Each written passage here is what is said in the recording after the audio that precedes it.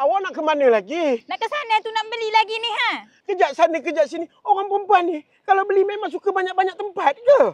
Saya ni letih, awak tahu tak? Dah panas. Mana ada panas, mohong je. Memanglah cuaca tak panas. Hati saya yang panas. Sabar yo.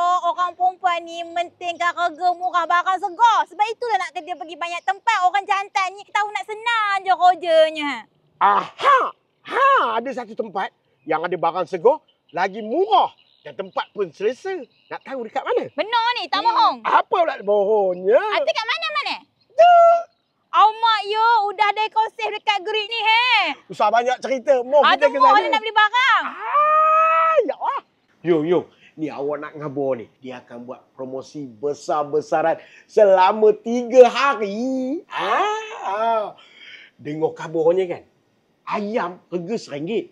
Lepas tu, ikan pun harga RM1. Tapi itulah untuk 1,000 pelanggan yang pertama je lah. Tapi dia orang awal-awal kemari takkan nak nunggu 2 hari kat sini.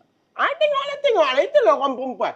Awak ni, orang lelaki ni berfikiran jauh. Saya nak jadi 1,000 yang pertama tu. Itu awak tak tahu. Lelaki ni berfikiran jauh, jauh. Jauh le sangat. Suruh beli pamper apa lupa. Apa kena pamper pula perginya? Habis tahu nak pergi mana? Nak balik. Habis tu saya macam mana tunggu saya? Takkannya nak tidur sorang-sorang. Malah macam ni. Wah.